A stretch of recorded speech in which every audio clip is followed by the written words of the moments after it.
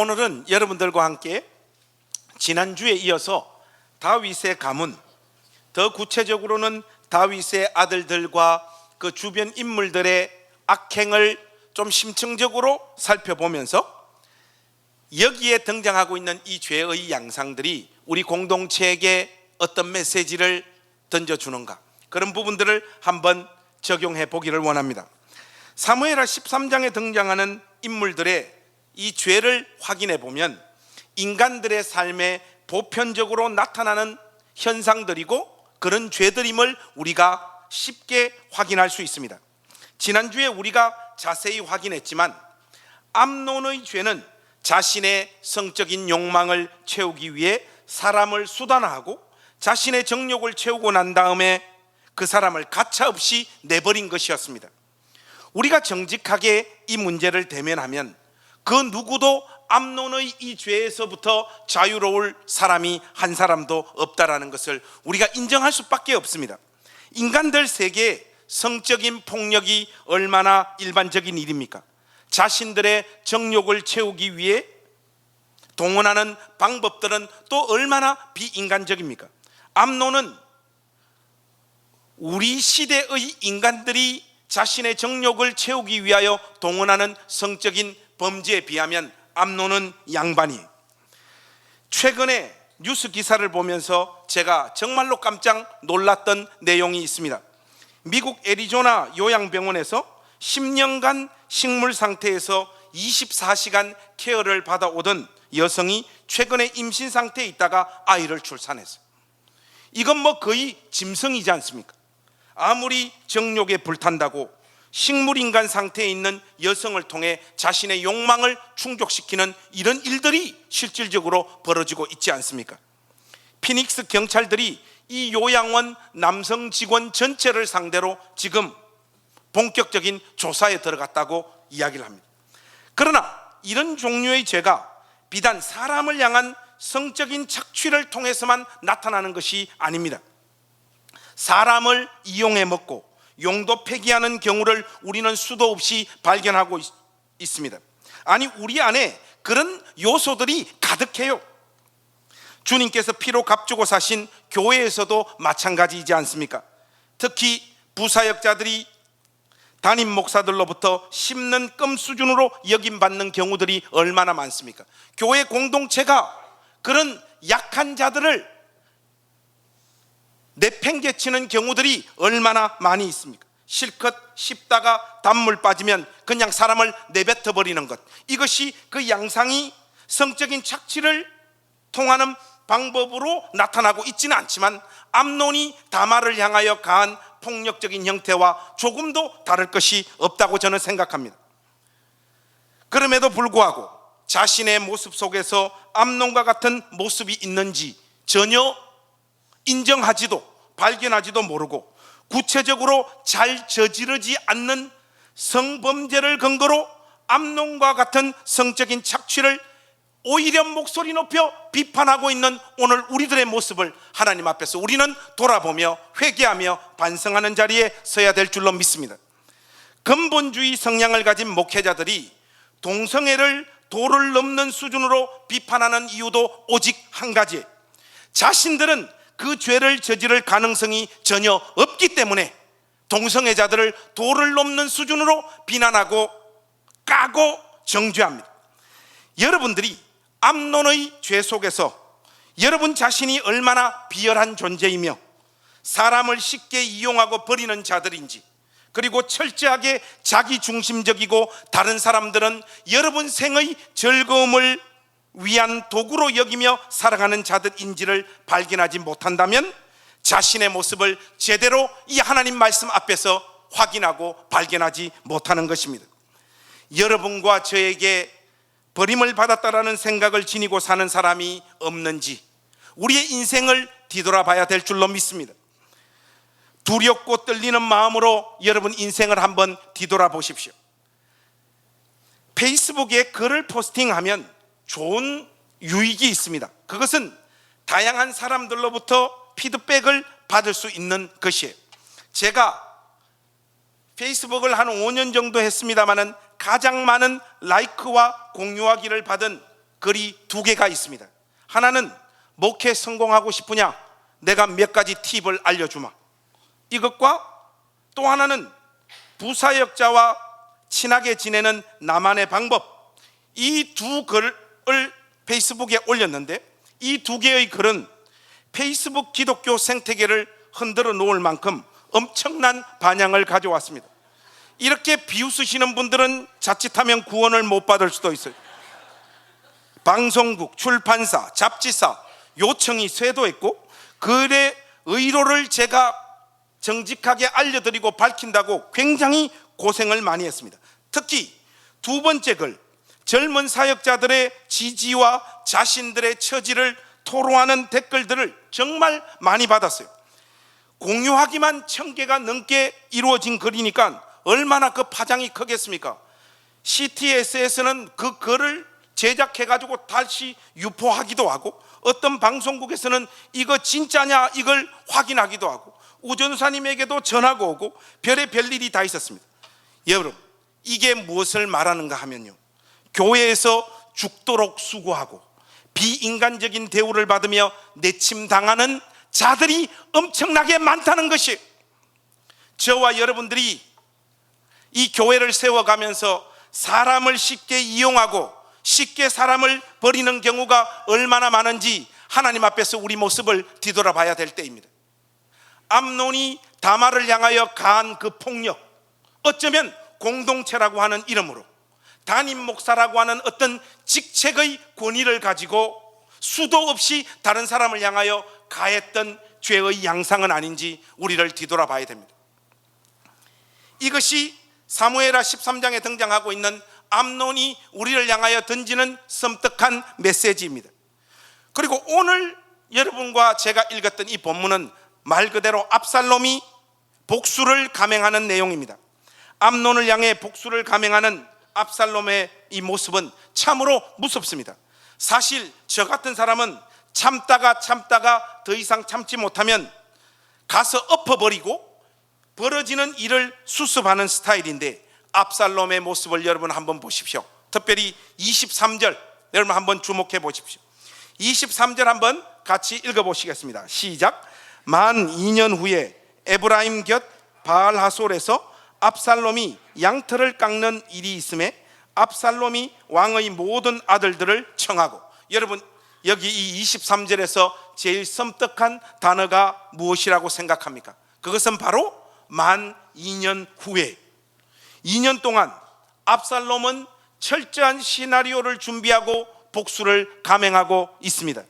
양털을 깎는 행사는 이스라엘 안에서 축제의 날로 인식되어지는 날인데 그날을 이용하여 복수를 감행하고 있습니다.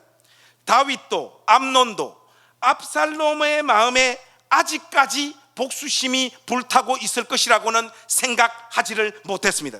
그렇기 때문에 압살롬의 페이스에 말려들어서 암논은 그 양털을 깎는 행사장으로 가서 결국은 복수를 당하여 죽지 않습니까? 한 판의 복수극을 위해서 완전 포커 페이스를 유지하여 2년이란 시간을 이를 악물고 견뎠을 압살롬을 생각하니까 이 보통 냉정한 인간이 아니라고 하는 생각들이 차오릅니다. 사실 누이 동생이 강간을 당한 이 사건을 위해 복수를 감행하는 친오빠 압살롬의 모습은 제법 멋있지 않습니까? 제가 우리 교회 형제님들 말고 여기 앉아있는 자매님들에게 한번 물어보고 싶습니다. 신앙적인 이유를 제외한다면 압살롬의 이 복수, 누이 동생이 강간당한 이 사건에 대한 2년 동안 견디고 참으면서 철저하게 응징하는 이 복수, 제법 멋있다, 이건 정말로 잘한 것이다, 이렇게 생각되어지시는 분들은 1번입니다. 1번. 아니다, 그래도 그런 잔인한 복수를 하면 안 된다, 2번. 혹시 우리 여기 앉아있는 자매님들 중에 난 정말 1번 신앙적인 어떤 하나님과 관련되어진 내용들을 제외하면 나는 이 복수 박수를 치고 괜찮은 것이다, 그렇게 생각한다 하는 분 계십니까? 혹시 여러분들 마음에 1번에 손을 들어주신 분들은 누구나 배우 원빈을 좋아할 사람들입니다. 맞죠? 원빈의 아저씨 혹시 보셨습니까? 전당포를 운영하는 전직 특수요원 원빈이 솜이라고 하는 납치당한 여자아이를 위해 복수극을 벌이는 영화잖아요. 네 이빨 빼고 다 씹어 먹어줄게. 이게 명대사입니다. 아저씨에 등장하는. 어제 지호가 가르쳐줬어요. 그런데 아이 하나를 위해 그렇게 많은 사람을 죽이고 아작을 내야 하는 것인지, 뽀뽀하는 영화도 아닌데 이게 19금 영화예요. 폭력 장면이 너무 잔인해서 그런 것 같습니다. 영화가 어떤 분들에게는 그냥 사이다 한 잔 들이키는 감정을 안겨주는 것 같습니다.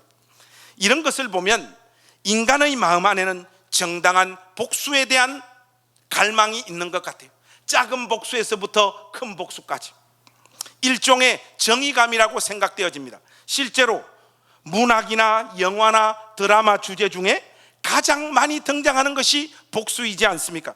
그만큼 인간 세상에는 억울한 사연이 많고 그것을 해결받지 못한 채 살아가고 있는 사람들이 많다는 방증입니다. 그런데 이 부분이 중요합니다. 어떤 사람을 향한 복수는 복수 그 자체를 향하여 달리는 경우도 있지만 그 복수를 통하여 자기의 다른 욕망을 충족시키기 위한 하나의 도구로서 이 복수를 활용하는 경우들이 있습니다. 압살롬의 복수극에 그런 종류의 복수의 형태가 나타나고 있는 것 같습니다. 미국과 한국의 목회자들에게 가장 사랑받는 구약 신학자는 월트 브루그만입니다. 이 월트 브루그만이 그의 책에서 이런 말을 해요. 압살롬은 누이 동생 다말의 일로 복수를 시작하지만 그 목적으로만 암논을 살해한 것이 아니라 암논을 차기 왕권의 경쟁자로 인식하고 그를 제거하고 있다, 이렇게 이야기를 합니다. 분명한 것은 우리의 오늘 본문은 그런 내용을 소개하거나 어떤 암시도 주지 않고 있습니다. 그러나 압살롬의 최종적인 행태를 보면 아버지를 향하여 쿠데타를 감행하고 있지 않습니까? 그런 면에서 보자면 암논을 제거하는 이 일을 처리함에 있어 정치적인 이유가 개입되어 있었다라고 보는 것이 훨씬 개연성 있는 해석이라고 저 역시 공감하고 동의를 합니다. 이런 의미에서 보자면 압살롬의 복수는 자신의 큰 야망을 성취하기 위해 명분을 제공해주는 결정적인 기회가 되고 있는 셈이죠. 인간의 사악함이 바로 여기에서 드러나는 것입니다. 멋진 명분을 가진 이빠른 소리의 이면에는 다른 동기가 깔려있는 경우들이 얼마나 많습니까? 겉으로 보면 이 사람은 분명히 정의로운 사람이에요. 그러나 자기 영혼 깊숙이 감춰주고 있는 히든 모티브는 다른 것들로 채워져 있는 경우들이 너무나 많습니다. 여러분, 교회 공동체 안에서도 마찬가지예요. 별로 안 친했던 두 사람이 갑자기 친해지면 오늘부터 서로를 섬기기로 작정한 것이 아니라 공동의 적이 생겨난 것입니다. 이것은 다른 사람의 경험이 아니라 저와 저희 집사람의 경험이에요.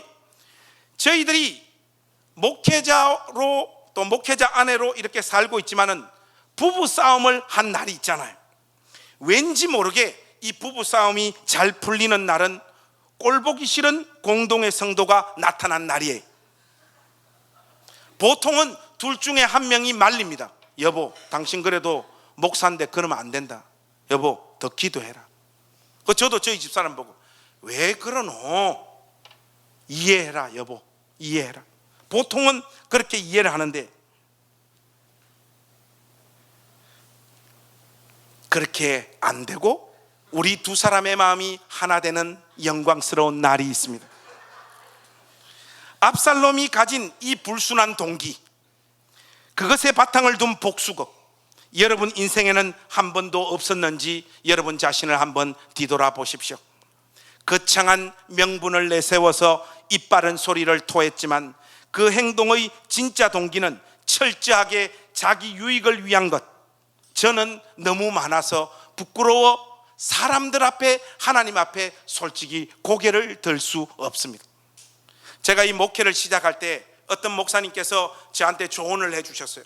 우리 교회가 이렇게 완만하게 성장해 가는 시점에 목사님께서 저보고 그런 거예요. 김 목사, 기도하고 하나님 말씀을 잘 전하는 것도 중요하지만 교인들 안에서 그들과 관계하면서 실질적인 정치도 목사는 잘해야 된다. 그 목사님께서 목회 경험을 통하여 저에게 그렇게 이야기해 주시더라고요. 이 뭔가 하면 말 그대로 이간질을 잘해야 된다는 것입니다. 사람을 잘 조종해야 된다는 것입니다. 이게 목회의 시간들을 다 통과하면서 목사님이 현실적인 감각을 유지하면서 생생하게 느꼈던 그 경험, 그 마음을 후배 목회자에게 전달해 주는 것이잖아요.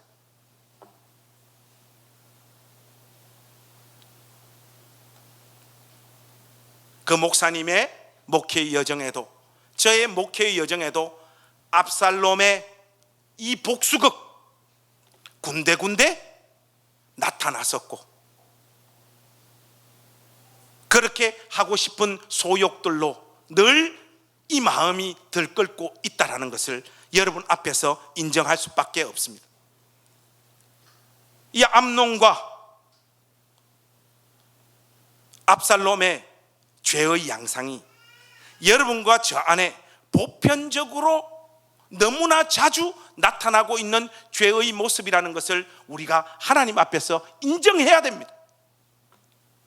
그리고 이 다윗의 두 아들들 말고 지난주에도 여러분 잠깐 스쳐가듯 이 인물을 다루었습니다마는 사무엘하 13장에는 암논과 압살롬 말고 요나답이라고 하는 교활한 인물이 한 명 더 소개되어지고 있습니다.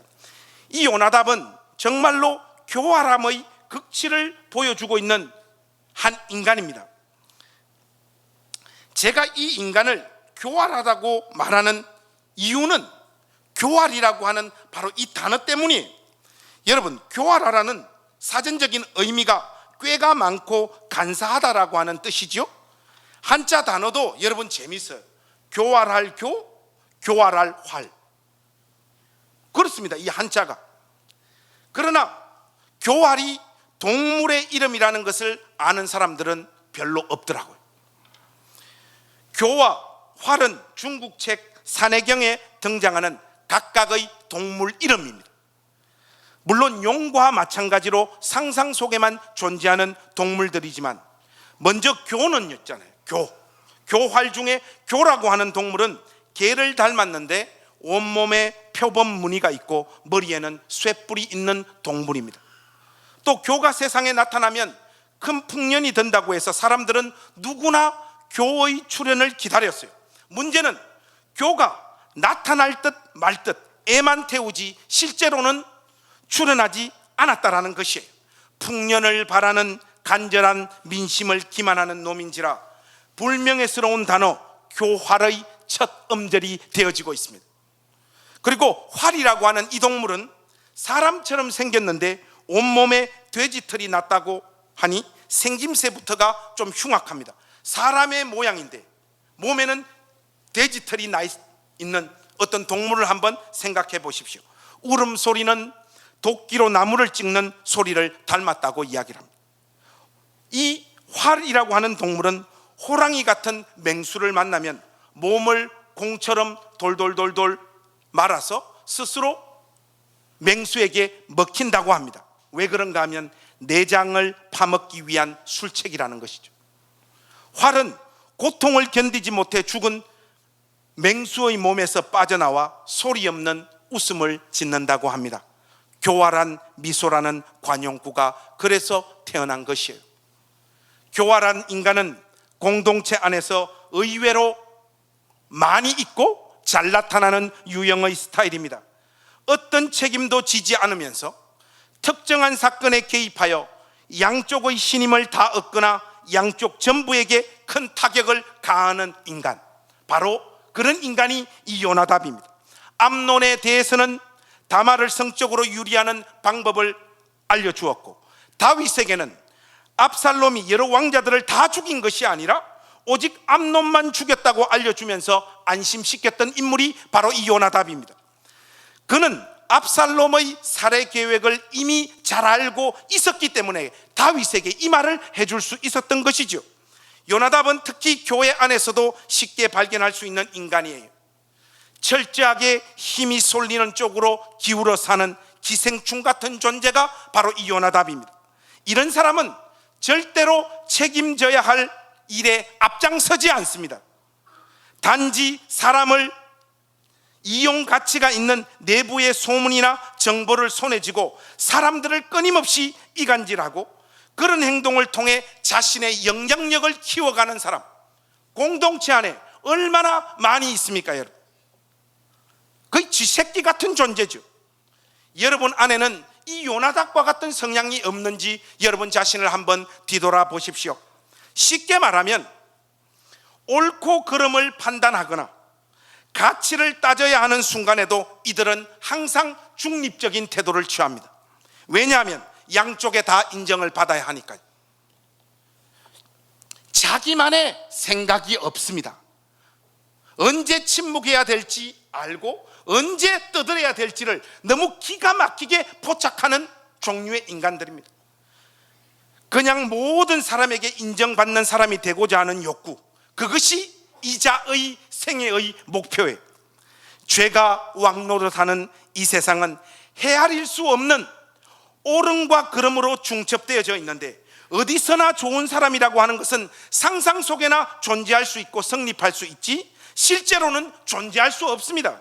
공동체 내에 이런 성향을 지니는 사람들, 어디서나 좋은 사람이라는 소리를 듣는 사람들은 착한 것이 아니라 세련된 처세술을 가진 위선자일 가능성이 많아요. 그리스도인은 예할 일에 예하고 아니요 할 일에 아니요 하는 사람들인 줄로 믿습니다. 그러나 우리의 실상은 이 사람 만나면 이 사람 편에 서고 저 사람 만나면 저 사람 편에 서서 양쪽 모두에게 인정을 갈구하고 그 공동체 안에서 조금씩 자기의 영향력을 키워가고자 하는 성향을 가진 그런 마음들이 우리 안에 얼마나 많이 있습니까? 바로 이것이 십자가 앞에서 부서져야 하는 교활한 우리의 모습인 줄로 믿습니다. 사람의 인정과 박수를 받기 위해 교활한 삶을 살고 있으면서도 자기 스스로 덕이 있고 사람을 이해하는 자라고 착각하며 살아가는 가련한 인생이 여러분 자신이 아닌지 하나님 말씀에 비추어 한번 뒤돌아보십시오. 이것이 사무엘하 13장에 등장하고 있는 인물들이 오늘 우리에게 보여주는 죄의 양상인데, 여러분 너무나 우리 안에서도 기가 막히게 너무나 자주 나타나고 있는 죄의 모습들이지 않습니까? 자신의 아들들과 그 주변의 인물들을 보면서 다윗은 어떤 생각을 했을까요? 다윗은 우리아의 아내 바세바 사건을 통하여 자신의 실상을 낱낱이 확인했지 않습니까? 자신은 하나님의 자비와 긍휼이 없이는 살 수 없는 죄인임을 그 사건을 통하여 처절하게 다윗은 확인했습니다. 하나님께서 다윗에게 그 사건으로 말미암아 칼과 성적인 범죄들로 다윗 집안을 채우시겠다고 하나님께서 말씀하셨고 경고하셨습니다. 이런 의미에서 보자면 지금 벌어지고 있는 사무엘하 23장의 다윗의 아들들과 요나답이 보여주고 있는 이 행태는 징계적 차원이라고 말할 수 있지만 조금 깊이 들어가 보면 징계적 차원이기라기보다는 다윗의 자녀들 역시 다윗처럼 악질적인 존재임을 다윗의 눈으로 하나님께서 생생하게 확인시키시는 조치인 것입니다.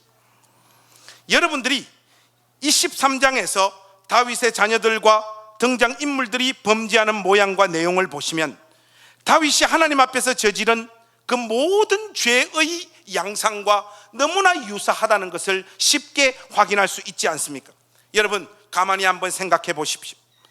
다윗의 원수요 평생의 적이었던 사울의 집안과 비교할 때 다윗 자신이나 다윗 자녀들이 사울이나 사울의 자녀들보다 영적으로 더 성숙하거나 괜찮은 모습을 오늘 본문에서 보여주고 있나요? 전혀 그렇지 않습니다. 사울에게서 누가 나왔나요? 요나단이 나왔고 믿음의 사람 무비보셋이 나왔어요. 다윗의 자녀들의 악행과 비교하자면 그들은 양반들이요 성인들입니다. 그런데 하나님은 왜 사울은 버리시고 다윗은 택하사 하나님 자신의 마음에 합한 사람이라고 다윗 생애를 인정하고 계시는 것일까요? 알 길이 없습니다, 여러분. 일방적인 은혜 베푸심이라고 밖에 설명할 도리가 없습니다. 우리가 믿지 않는 사람들보다 더 나은 구석이 있어서 부모님들이 우리를 위하여 기도했기 때문에, 또 우리 안에는 제법 순수한 면이 있어서 오늘 이 신자된 영광의 자리에 서 있는 것이 결코 아니에요. 우리는 믿지 않는 사람들보다 조금도 더 나은 자들이 아닙니다. 윤리적으로 도덕적으로 더 나은 자들이 아니고 영적으로도 더 깨끗한 자들이 결코 아니에요. 그런데 왜 오늘 우리가 예수를 믿고 있느냐? 모릅니다, 여러분. 왜 우리에게 이 은혜가 찾아와서 예수를 믿습니다라고 하는 이 고백을 토하고 있는지 우리는 알 길이 없는 거예요. 다윗과 그의 자녀들도 사울과 그의 자녀들보다 더 온전한 사람들이어서 하나님의 사랑과 은혜를 받고 있는 것이 결코 아님을 오늘 본문이 생생하게 우리에게 확인시켜 주고 있습니다. 다윗과 그의 자녀들은 그저 하나님의 은혜의 크기와 기품이 얼마나 크고 놀라운 것인지를 증명한 도구에 불과한 것이에요. 저런 악질적인 가정과 가문도 하나님께서 긍휼히 여겨주셨다면 그 누가 하나님의 은혜의 부요함에서 제외될 수 있는가를 보여주는 총천연색 칼라 텔레비전들이, 자녀들의 범죄 앞에서 다윗이 보이고 있는 모습을 여러분 한번 보십시오. 다윗은 오늘 본문을 읽어보시면 이 아들들의 범죄로 인하여 너무 놀라 분노하고 옷을 찢고 덜어눕고 통곡하는 것밖에 할 수 있는 일이 없었습니다. 다윗은 자녀들의 범죄 앞에서 철저하게 무기력한 존재로 서 있음을 우리가 확인할 수 있습니다. 자녀들의 죄를 다스리거나 통제하거나 조종할 수가 없습니다. 멍하니 지켜볼 수밖에 없는 것이 다윗의 생생한 처지이지 않습니까? 지난번에는 자신의 실상을, 이번에는 자기 자녀들의 실상이 얼마나 악하며 못난 자이며 한심한 수준에 있는지를 다윗은 이렇게 선명하게 확인하고 있는 것이죠. 자신과 자녀들이 얼마나 한심한 존재이고 완악하며 죄 앞에 무기력한 존재인지를 다윗은 이렇게 확인하고 있는 것입니다. 자기의 죄를 해결할 수 없다는 철저한 무기력, 자신의 자녀들의 죄의 문제를 어떻게 해볼 수 없다라고 하는 이 생생한 무기력, 그것을 확인한 사람만이 자기 자신을 객관적으로 제대로 파악한 것이에요. 이런 무기력 상황에서 다윗의 입에서 과연 어떤 탄식과 고백들이 터져 나왔을까? 오늘 본문을 근거로 여러분들에게 말씀을 드려야 되는데, 아무리 살펴봐도 다윗의 심정 자체를 토로하고 있는 내용을 오늘 본문에서 확인할 수 없습니다. 그래서 이런 설명과 해석 후에 다윗의 마음을 가장 생생하게 대변할 수 있는 성경 말씀이 무엇이 있을까 묵상하며 생각하다가 저는 누가복음 18장에서 이 다윗의 마음을 간접적으로 확인할 수 있는 내용들을 좀 찾았습니다. 여러분 한번 열어보실까요? 누가복음 18장 9절에서 14절 말씀입니다. 누가복음 18장 9절에서 14절, 우리 한 목소리로 14절까지 다이렉트로 쭉 같이 한번 읽어보겠습니다. 시작. 또 자기를 의롭다고 믿고 멸시하는 자들에게 이 비유로 말씀하시되, 두 사람이 기도하러 성전에 올라가니 하나는 바리새인이요 하나는 세리라. 바리새인은 서서 따로 기도하여 이르되, 하나님이여, 나는 다른 사람들 곧 토셋, 불의, 간음하는 자들과 같지 아니하고 이 세리와도 같지 아니함을 감사하나이다. 나는 일회에 2번씩 금식하고 또 소득의 11조를 드리나이다 하고, 세리는 멀리 서서 감히 눈을 들어 하늘을 쳐다보지도 못하고 다만 가슴을 치며 이르되, 하나님이여 불쌍히 여기소서, 나는 죄인이로소이다 하였느니라. 내가 너희에게 이르노니 이에 저 바리새인이 아니고 이 사람이 의롭다 하심을 받고 그의 집으로 내려갔느니라. 무릇 자기를 높이는 자는 낮아지고 자기를 낮추는 자는 높아지리라 하시니라. 여러분, 이 바리새인과 세리의 기도를 자세히 한번 보십시오. 기독교가 예수님을 필요로 하지도 않고 언급하지도 않고 강조하지도 않으면서 하나의 고급 종교로서 이 시대의 사람들에게 얼마든지 어필할 수 있다라고 하는 사실을 여러분들이 기억하셔야 됩니다. 예를 들면 교회 부흥 같은 것, 하나님의 도우심이 없어도 얼마든지 이루어낼 수 있습니다. 교회 부흥이라고 하는 것은 돈과 조직력이 잘 갖추어지면 얼마든지 만들어낼 수 있는 결과물이에요. 그것을 하나님의 은혜로 이루어냈다라고 말을 할 뿐이지, 실질적인 동력은 돈과 조직력이면 교회에 더 부흥할 수 있습니다. 신앙생활도 예수님이 우리를 위하여 감행해 주시고 이루신 그 일, 그것에 대한 인식과 생각이 전혀 없이도 얼마든지 신앙생활 잘할 수 있어요. 무엇보다 그런 신앙 체계 속에서 자기 자신에게 속아서 기쁨과 즐거움을 가지고 안식과 노래를 부르면서 감사와 보람을 느끼며 승리하는 신앙생활을 할 수 있다는 이 사실을 여러분들 기억하셔야 됩니다. 예수님을 완전히 빼버린 그 신앙생활에서도 안식과 기쁨과 평강을 느끼면서 신앙생활을 할 수 있어요. 바리새인의 고백을 한번 들어보십시오. 11절 끝을 보세요. 자신의 처지와 하나님을 섬기는 방식에 대해 그 자리로 이끌어 주신 하나님 앞에 감사의 마음을 표현하고 있지 않습니까? 이거 완전히 기독 서점에 가면 나와 있는 책 제목인 승리하는 삶의 비결, 그걸 지금 우리 눈으로 확인하고 있는 거 아닙니까? 실제로 율법적으로 하나님을 섬기는 자들의 마음에서 더 큰 확신과 감사가 넘쳐날 수 있습니다. 완전히 자기 자신에게 속아버린 것이죠. 그에 비해 세리를 여러분 한번 보십시오. 하나님 앞에 고개를 들지 못합니다. 기도 자체가 터져 나오지를 못해요. 노마라는 어마어마한 권세 앞에서 먹고 사는 하나의 방법으로 그들의 앞잡이가 되어 민중들의 호주머니를 후려서 살아가는 쓰레기와 같은 인간이 바로 이 세리죠. 그런데 그는 그 삶을 통하여 자신의 한계와 못남을 절절히 깨닫고 있습니다. 그의 기도는 하나님의 자비와 긍휼을 구하는 내용밖에 없어요. 자기 안에 그 어떤 선한 것도 없다는 것을 죄 지음을 통하여 확인받고 있는 것입니다. 자기 자신이 얼마나 하나님 앞에서 허망하고 못난 인간인가를 절감한 사람에게서만 터져 나올 수 있는 기도가 세리의 기도입니다.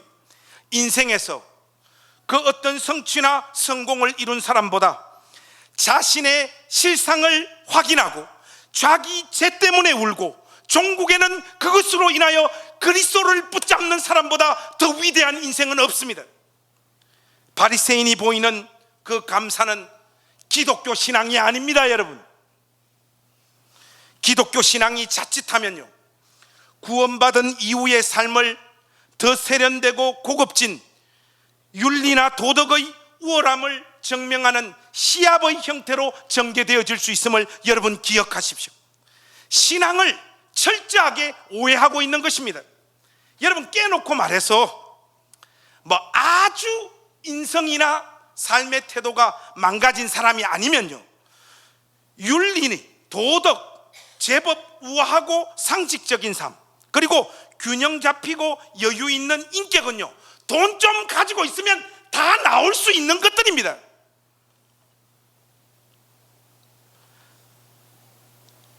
이런 식의 신앙을 교회와 설교자들이 부추기고 있습니다. 이런 식으로 기독교를 설명하면 기독교는 예수 믿고 난 다음의 자기 삶을 증거하는 것으로 변질되어지고 맙니다. 그리고 이 무시무시한 자본주의 사회에서 돈이 없어서 거칠어지고 단식하며 지랄을 떨면서 자기 인생을 통과할 수밖에 없는 사람들을 마치 믿음 없는 사람으로 간주해 줄 수 있어요. 여러분, 교회 좀 다녀보고 교회에서 제법 인정받는 직분도 받고 사람들에게 믿음 있는 사람으로 간주되어지고 인격도 훌륭하다라고 하는 사람들 중에 돈 없는 사람 봤습니까? 다 돈을 가지고 있어요. 적어도 자기 삶을 지킬 수 있을 만큼의 돈을 가지고 있는 자들의 삶에서 그런 윤리와 도덕과 같은 퍼포먼스가 터져 나오는 것이죠. 말씀대로 살아낸 그 결과물이 여러분 어깨에 힘이 들어가게 만든다면 차라리 죄를 짓고 우는 것이 더 낫습니다. 예수 믿기 전이나 이후나 우리는 예수님의 은혜와 자비만 붙잡아야 되는 죄인들임을 기억하십시오. 성화를 강조하는 목회자들이 있는데 여기에 대해서 저는 시비를 걸 마음이 조금도 없습니다. 그러나 그들이 모르는 것이 하나 있어요. 성화는 성화를 강조하여 이루어지는 것이 아니라 성화는 철저하게 예수님의 피를 먹고 자라는 현상이라는 것을 그들은 모르고 무지한 상태 가운데 있는 것이에요. 깨끗하고 정직하고 우아하고 멋지게 하나님 말씀대로 살아라고 촉구한다고 성도들의 마음에서 삶에서 그런 열매가 맺혀지는 것이 아닙니다. 그리스도의 한량없는 은혜를 날마다 자각하는 자에게 성화가 촉진되어 나타나는 것이죠. 무엇보다 우리는 성화된 우리의 모습을 간증하는 자가 아니라 그리스도 예수의 주되심을 증거하는 자리로 부름받고 있는 자들인 줄로 믿습니다. 이 부분을 여러분들과 잠시 한번 확인해 보기를 원합니다. 고린도 후서 4장 5절에서 7절 말씀 한번 열어서 같이 읽었으면 좋겠습니다. 고린도 후서 4장 5절에서 7절입니다.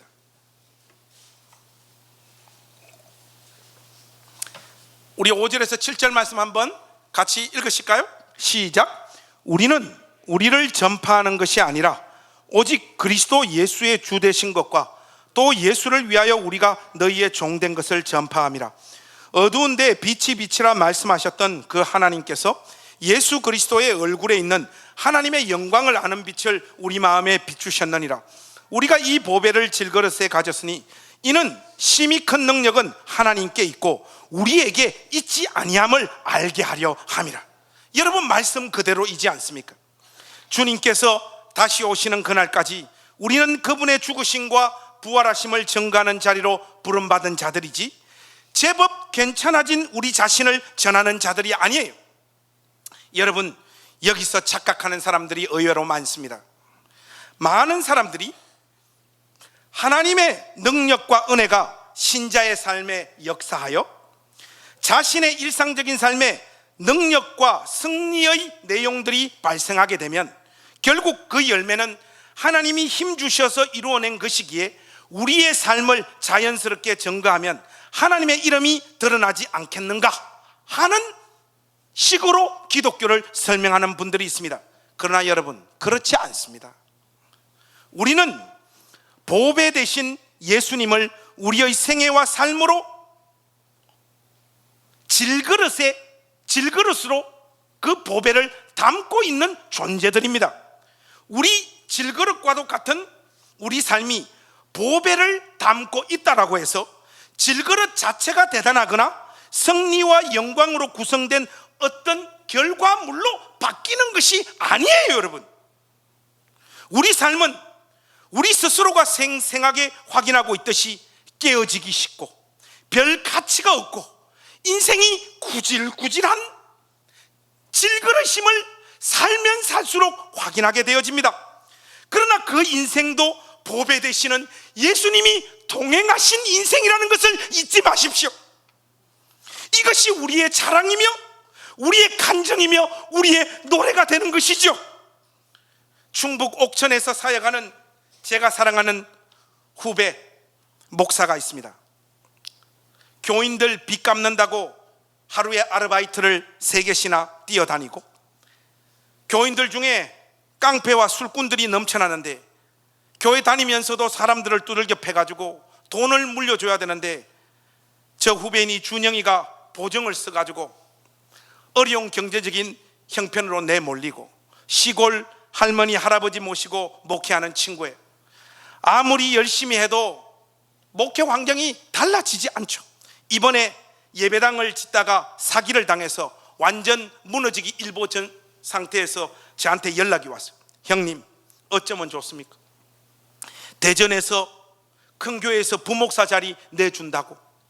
그동안 제가 진심으로 사역한 것이 알려져서 이제 고생 그만하고 올라오라고 하는데, 형님 나 솔직히 거기 가고 싶습니다. 저 어떻게 해야 됩니까?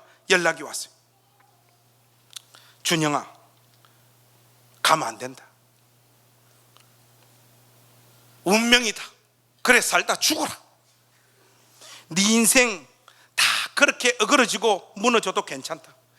그렇게 살아도 예수 믿고 죽으면 되는 거 아니냐. 그 삶과 사역에 주님이 동행하시고 너와 함께 우시면서 그 자리를 통과하고 계신다. 온 천지가 다 세습하고 좋은 곳 찾아가는 판국에 니라도 버텨다오. 그 개떡 같은 목회 현장을 사수해라. 승리와 영광스러운 삶에 주님께서 함께하는 것이 아니다. 목회를 기가 막히게 잘하는 어떤 사람의 삶만큼 너의 그 사역에 주님의 은혜가 담겨 있음을 잊지 마라. 준영아, 할 수 있겠나? 하니까 이 녀석이 막 울어요. 계속 이 길을 가겠다고, 형님 끝까지 가보겠다고 그렇게 이야기했어요. 그래서 제가 마지막 위로의 멘트를 날렸습니다. 야야, 올해도 우리 교회는 너그 교회 후원 못한다. 왜냐하면 돈 없어서 포기할 놈 보내줘야지, 너는 안 보내줘도 끝까지 버티겠네. 더 버티라. 준영아, 네가 그런 환경 속에서도 한 길을 걸어갈 때 동네 사람들 마음에 의문이 들기 시작하는 거 아니겠냐?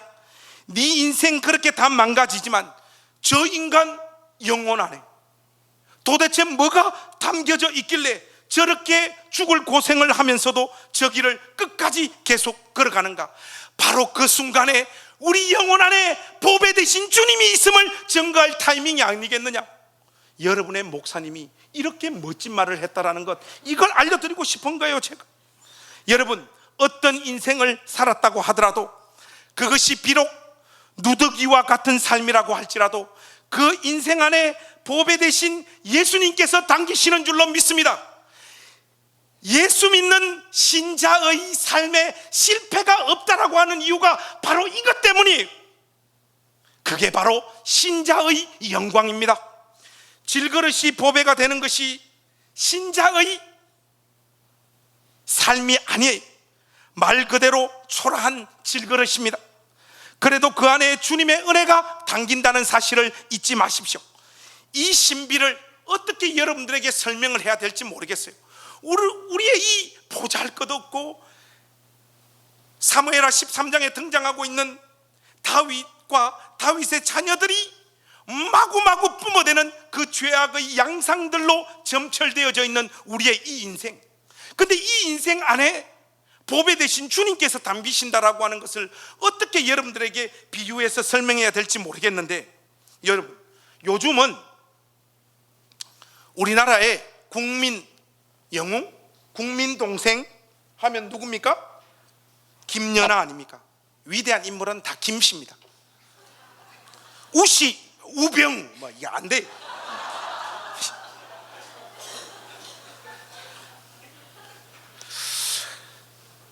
요새는 김연아가 국민 언니, 국민 동생, 국민 연인인데, 이 김연아에게 까방권 있잖아요. 까방권. 아무리 잘못해도 깔 수가 없습니다. 그 누구도 터치하면 안 돼요.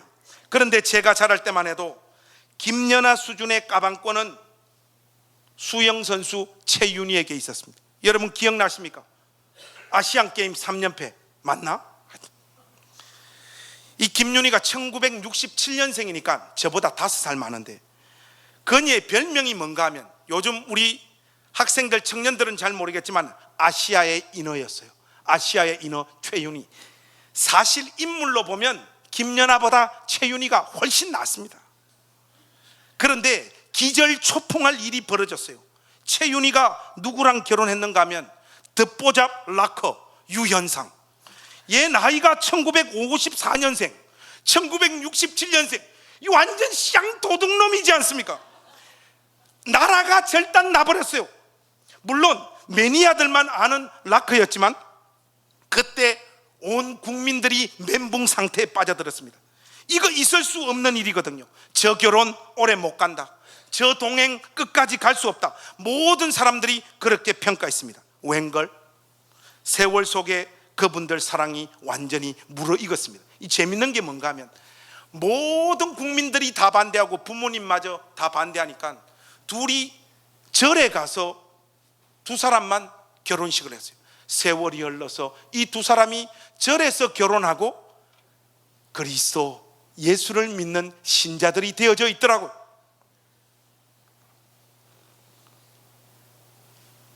최윤희 예수님, 유현상 저와 여러분. 이렇게 말하면 이 설교를 유현상 씨가 들으면 저를 때려 죽이러 올 것 같은데 어쩔 수 없습니다. 여러분, 마치 그와 같다는 것. 평강공주와 바보 온다. 사랑하는 행신교회 가족 여러분, 우리의 초라한 인생과 그 결과물에 주님은 단 한 번도 우리 손을 놓으신 적이 없습니다. 우리의 범죄함, 우리의 무너지는 날들 속에서도 우리의 손을 주님은 단 한 번도 놓으신 적이 없습니다. 예수 잘 믿어서 성공하고 형통하고 안정되고 이런저런 평안을 누리는 것이 신자의 부름받은 자리가 아니에요. 우리의 인생은 죽음에 넘겨집니다. 와, 저런 꼴을 하고서도 예수를 계속해서 믿나? 그렇게 가혹한 자리에 내몰리지만 그 속에서도 예수 믿는 이 삶을 포기하지 않고 끝까지 걸어가는 것, 이것이 저와 여러분들의 부름입니다. 그 현실 속에서 이 세상이 만들어낼 수도 없고 흉내낼 수도 없는 예수님의 은혜와 생명이 우리 인생 가운데 담겨지는 것이에요. 인간으로 이 세상에 태어나 하나님의 은혜의 대상이 된 것, 그것 하나 붙잡고 영광의 노래를 부르며 죽는 자보다 더 성공한 인생은 존재하지 않는 것입니다. 잠시의 고난과 시련, 그것이 우리가 종국에 받아 누릴 영광과 좋기 비교할 수 없다라고 하는 고백을 마침내는 우리의 입술을 통하여 고백해 하시는 하나님의 잔인한 은혜의 대상들이 되십시오. 오직 그리스도 예수 안에만 존재하는 그 영광과 감격과 승리를 확인하고 맛을 본 우리는 그 놀라운 가치를 부질없는 이 세상의 어떤 영광과도 바꾸지 않겠다라고 마음을 먹게 되어지는 것입니다. 하나님의 형상대로 지음받은 인간의 참된 영광은 오직 우리 주 예수 그리스도 안에만 있음을 기억하십시오. 여러분들의 삶의 결과물이 무엇이든 간에 여러분 존재 자체 안에 그 영광이 있는 것이 아니에요. 그러므로 여러분 자신을 자랑하고 노래하고 증거하는 인생이 되지 마시고 질그릇과 같은 우리를 단 한 번도 놓지 아니하시고, 아니 그 표현보다 죄 가운데서 한평생을 뒹굴고 사는 암논과 압살롬과 요나답과 같은 열매들을 날마다 뿜어내는, 죄 앞에서 무기력하며 죄를 안 지을 수 없는 우리의 이 실존 상황에서도 우리를 사랑하사 우리의 손을 잡고 끝까지 우리의 인생을 통과하시는 그 그리스도를 자랑하고 노래하는 복된 인생들이 되어 주시기를 우리 구주 예수 그리스도의 이름으로 부탁합니다. 기도하겠습니다.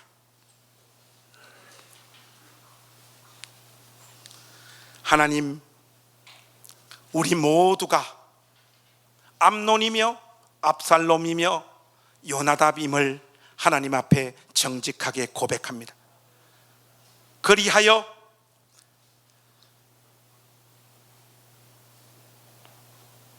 그리스도를 더욱 붙잡기로 결심합니다.